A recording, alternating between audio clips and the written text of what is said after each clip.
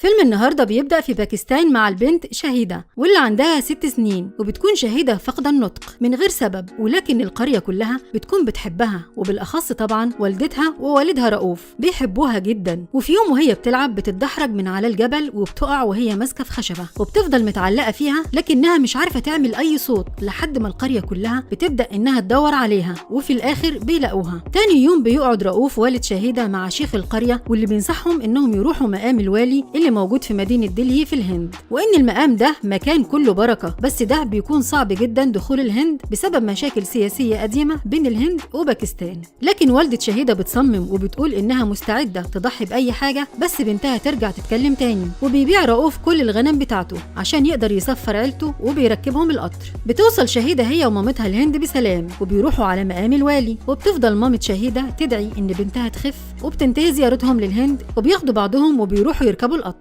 بس وهم راجعين القطر بيقف علشان يعملوا شوية إصلاحات، وفجأة والكل نايم بتسمع شهيدة صوت معزة صغيرة بتقع في حفرة، فبتنزل وراها شهيدة علشان تطلعها من الحفرة، وبتفضل تلعب معاها لحد ما القطر بيتحرك، وبتفضل شهيدة تجري وراه وعمالة تشاور لوالدتها، لكن للأسف والدتها بتكون مش شايفاها لأنها نايمة، وشهيدة مش قادرة طبعا تطلع أي صوت. بتصحى والدة شهيدة ومش بتلاقي بنتها جنبها، وبتفضل تصرخ وبتوقف القطر علشان تنزل تدور على بنتها، لكن الضابط بيمنعها من تخطي الحاجز لأنهم خلاص بقوا في الأراضي الباكستانية، وعلشان ترجع الهند لازم تعمل الإجراءات من الأول تاني. فبتنهار والدة شهيدة وبتفضل تعيط، وفي نفس الوقت بيقف قدام شهيدة قطر بتركبه لأنها بتكون فاكرة إنه هيمشي ورا والدتها، لكنه بيمشي في الجهة المعاكسة. وبتصحى شهيدة على صوت احتفالات ورقص ومش بتبقى فاهمة في إيه، وبتفضل واقفة باصة لشخص بيشرب، فبينده عليها وبيديها كوباية المية اللي بتشربها كلها، فبيفهم إنها جعانة وعطشانة جدا وبيطلب لها أكل، وبعد كده بياخدها يوديها قسم الشرطة. لكن الضابط بيرفض إنه ياخدها وبيقول له إن ده مكان للمجرمين ومش هيبقى مناسب لطفلة زي دي، وهنا بيفهم إنه بقى المسؤول عنها، وبيحاول بأي طريقة إنه يعرف منها هي جاية منين، لكنه بيفشل لحد ما الركاب كمان بيبتدوا إنهم يساعدوه بكل المدن اللي عارفينها، لكن مش بتطلع ولا واحدة منهم. وبيتكلم مع الركاب وبيعرفوا منه إن اسمه باوان، وإنه كان فاشل في التعليم، واللي كان دايما مغصوب عليه من والده، واللي كان عايز يعلمه ويثقفه لدرجة إنه لما نجح وجه يفرح والده بالخبر قلبه وقف من شدة الفرحة ومات، وإنه في دلهي علشان ينفذ رغبة والده الأخيرة، وهي إنه يروح لدياناند صديق والده علشان يشغله أي شغلانة. لكن في مرة وهو راكب الأتوبيس في دلهي كان في راكبة ليها باقي فلوس معاه، لكن ما كانش معاه فكة، ولما قالت له ياخد الفلوس كلها رفض ياخد حاجة مش بتاعته، ونزلوا من الأتوبيس وفضل ماشي وراها علشان يرجع لها فلوسها، لكنها اختفت بسرعة لأنها افتكرت إنه بيعاكسها. وطلع باوان على بيت دياناند،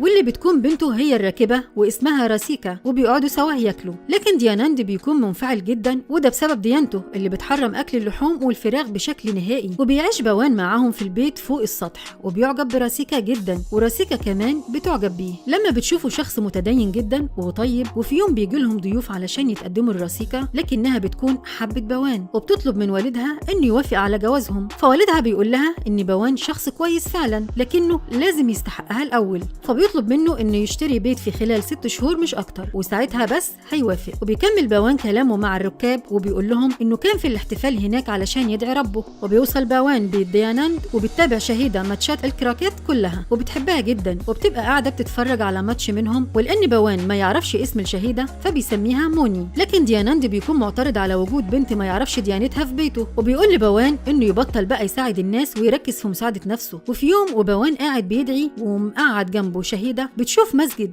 ولما بيبص جنبه مش بيلاقيها، وبتكون شهيدة دخلت المسجد وبترفع الطرحة على راسها وبتدعي ربنا، وبيشوفها باوان وبيدخل هو وراسيكا المقام علشان يدوروا على موني، اللي أول ما بتشوف باوان بتجري تحضنه وبيروح بيها البيت. وبيكون في ماتش كراكيت شغال بين الهند وباكستان، وبتكون الهند كسبانة والبيت كله فرحان ما عدا موني، اللي أول ما باكستان بتبدأ إنها تكسب بتفرح جدا وبترقص قدام الشاشة، وأول ما بتشوف علم باكستان بتبوسه، وهنا كلهم بيفهموا إنها من باكستان. ولأن دياناند بيكره باكستان بسبب الحروب القديمة اللي ما بينهم بيرفض وجود موني في البيت، وبيأمر باوان إنه يوديها للسفارة الباكستانية ويسلمها هناك، لكن لأن موني معهاش أي أوراق تثبت هويتها فمش بينفع، والأمن بيطرد بوان وموني بره السفارة. ولما بيرجع بوان لدياناندو بيقول له إن في مكتب سفريات ممكن لو راح له يتصرفوا ويرجعوها على بلدها، وفعلا بيروح بوان المكتب، لكن الموظف بيطلب 150,000 علشان أوراق وإجراءات السفر. فبيروح بوان وبيعد كل اللي معاه،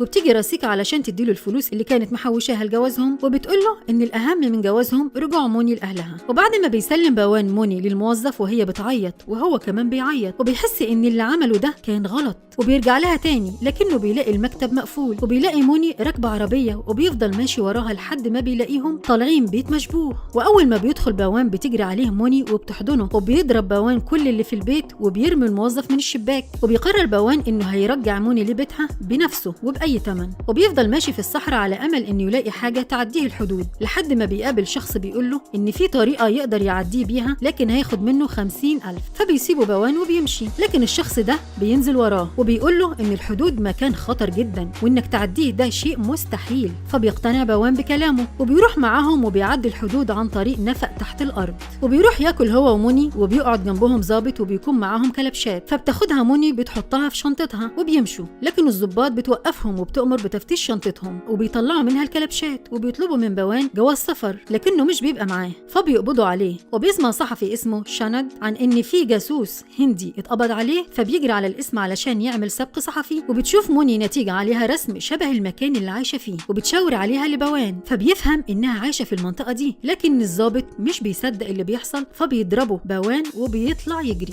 ولما بيسمع شند قصة بوان وموني بيقرر انه يساعدهم علشان يروحوا المكان اللي هم عايزينه، واللي بيكون موجود في مدينة كشمير. وبيكمل بوان رحلته هو وشند وموني، وبيكون شند بيصور كل حاجة بتحصل في الرحلة. وبعد مدة بيفقد بوان الأمل إنه يلاقي البيت، وبيسأل شند عن مقام الوالي، المكان اللي بيتحقق فيه الأمنيات. وبيروح هو وشند وموني، وبيكون شند بيصور فيديو، ولما بيفرجوا لموني بتفضل تشاور على واحدة ست، وبيفهم بوان إن الست دي هي والدتها. وبيرجع شند الفيديو من الأول، وبياخدوا بالهم من الأتوبيس اللي نزلت منه والدة موني، لحد ما أخيرا بيقدروا يحددوا المنطقة اللي جاية منها. لكن الشرطة بتبقى بتدور عليهم بمنتهى القوة، وبيضحي بوان بنفسه علشان يجذب انتباههم ويجروا وراه. ويقدر شند وموني انهم يكملوا لحد بيت موني، واللي بتشوف بيتها قدامها وبتجري ناحيته، وبتكون والدة موني مش مصدقة انها شايفة بنتها قدامها. وبيكون شند بيصور كل اللي بيحصل، وبيتضرب على بوان طلق ناري من الشرطة اللي بتطارده، وبينتشر فيديو بوان وموني بشكل كبير جدا في البلدين. لكن الشرطة بترفض انها تعترف بغلطتها، وبتكمل تعذيب في بوان لحد ما بيعترف انه جاسوس بالعافية. لكن شند مش بيسكت، وبيكلم القناة اللي شغال فيها، وبيطلع في فيديو تاني بيطالب بالإفراج عن بوان. بيجتمع حشد كبير جدا من البلدين عند الحدود مع كل وسائل الإعلام، وبيظهر بوان مع الضابط اللي مهربه، وبيجري شند عليه وبيطمنه إن موني في بيت أهلها وإن اسمها شهيدة. وبيعيط بوان من الفرحة وإنه قدر ينجح في مهمته. وبيعدي بوان للحدود الهندية، وبتجري شهيدة عليه لأنها مش هتشوفه تاني، لكنه بيبقى مديها ظهره وهي مش قادرة تطلع أي صوت.